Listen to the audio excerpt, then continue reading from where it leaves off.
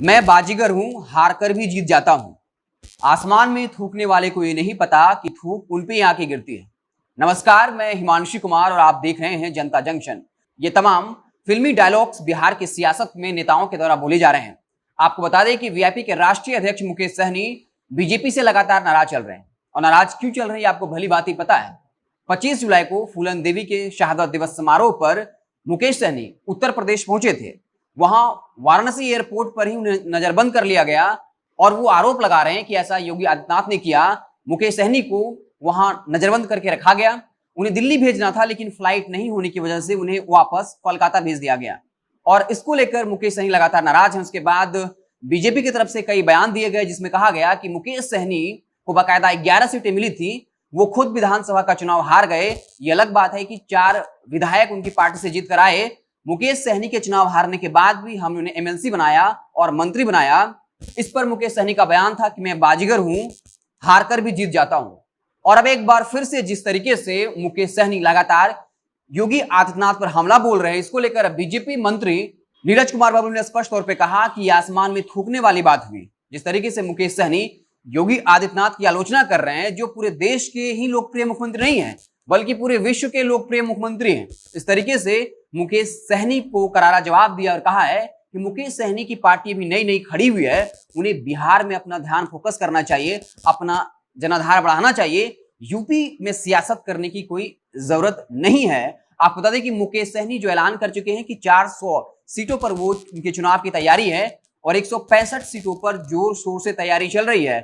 उनको नजरबंद इसलिए किया गया था क्योंकि उत्तर प्रदेश में फूलन देवी की मूर्ति का स्थापना करना चाहते थे, लेकिन अब एक बार फिर से बड़ा ऐलान कर दिया और कहा है कि वो 50,000 मूर्ति जो है कई हजार घरों में बांटेंगे। साथ ही साथ 10 लाख कैलेंडर फूलन देवी की और 5 लाख लॉकेट बांटा जाएगा। इसके लिए बाकायदा एक वेबसाइट भी लॉन्च कर दिया गया और कहा जा रहा है कि आने वाले 100 दिनों के अंदर ये तमाम सामग्रियां यूपी में मल्लाह समाज के लोगों के पास पहुंच जाएगा। और मुकेश सहनी ने दावा किया है कि इससे बीजेपी की सरकार को करारा जवाब मिलेगा।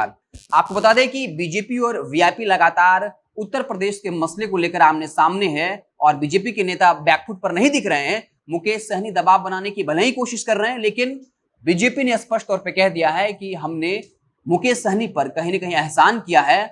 चुनाव हारने के बाद भी उनको मंत्री बना दिया है। आपको बता दें कि उत्तर प्रदेश में 8% से ज्यादा मल्लाह निषाद समाज का वोट बैंक है और मुकेश सहनी जो आने वाले वक्त में खुद को अब निषाद समाज का और मल्लाह समाज पर एकाधिकार जमाना चाहते हैं और खुद को सर्वमान्य नेता बनाने की कोशिश में हैं और इसके लिए अब वो उत्तर प्रदेश में अपने भाग्य का फैसला करेंगे। चुनावी वहां की सियासत में अपना किस्मत आजमाएंगे और इसको लेकर बाकायदा तैयारी पूरी हो चुकी है। योगी आदित्यनाथ से कहने का उनकी ये टक्कर मुकेश सहनी को लोकप्रियता भी दिलाएगी, क्योंकि वो लगातार चर्चा में बने हुए हैं। अब देखना दिलचस्प होगा कि उत्तर प्रदेश में आने वाले कुछ महीनों के बाद विधानसभा चुनाव है और मुकेश सहनी कितना कारगर हो पाते हैं, बीजेपी को क्या टक्कर दे पाते हैं। हालांकि गठबंधन के तौर पर स्पष्ट कहा है कि अभी हम गठबंधन नहीं करेंगे, लेकिन एक बात जोर देकर कहा है कि जो भी निषाद समाज को आरक्षण देगा वीआईपी उसके साथ जाएगी। और वो इस बात का दावा भी कर रहे हैं कि कई राज्यों ने निषाद समाज को आरक्षण दिया है, इसलिए भाजपा को भी निषाद समाज को आरक्षण देना चाहिए। साथ ही साथ कहा है कि हम सामाजिक न्याय करने वाली पार्टी के साथ गठबंधन कर सकते हैं और आप समझ सकते हैं उनका साफ साफ इशारा समाजवादी पार्टी के गठबंधन से है। समाजवादी पार्टी के राष्ट्रीय अध्यक्ष अखिलेश यादव ने जब फूलन देवी को लेकर ट्वीट किया था तो मुकेश सहनी ने उनकी ट्वीट को शेयर भी किया था। साथ ही साथ तेजस्वी यादव बिहार के नेता प्रतिपक्ष ने भी जब फूलन देवी को लेकर ट्वीट किया था तो उनके ट्वीट को रिट्वीट करते हुए मुकेश सहनी ने धन्यवाद लिखा था। आपको याद होगा 2020 विधानसभा का वो प्रेस कॉन्फ्रेंस जहां मुकेश सहनी बीच प्रेस कॉन्फ्रेंस में ही जो है गुस्सा उठे थे और कहा था कि तेजस्वी यादव ने उनके पीठ पर खंजर घोंपने का काम किया है। लेकिन जिस तरीके से फूलन देवी के ट्वीट को जो तेजस्वी यादव ने ट्वीट किया था उसको रिट्वीट करते हुए धन्यवाद कहा है, तो वो कहीं ना कहीं बीजेपी पर दबाव बनाने की कोशिश कर रहे हैं। लेकिन बीजेपी के नेताओं की तरफ से जो बयान दिए जा रहे हैं उससे स्पष्ट है कि बीजेपी पर कोई खास दबाव नहीं है। देखना दिलचस्प होगा कि मुकेश सहनी यूपी में किसके साथ गठबंधन करेंगे, देखना दिलचस्प होगा।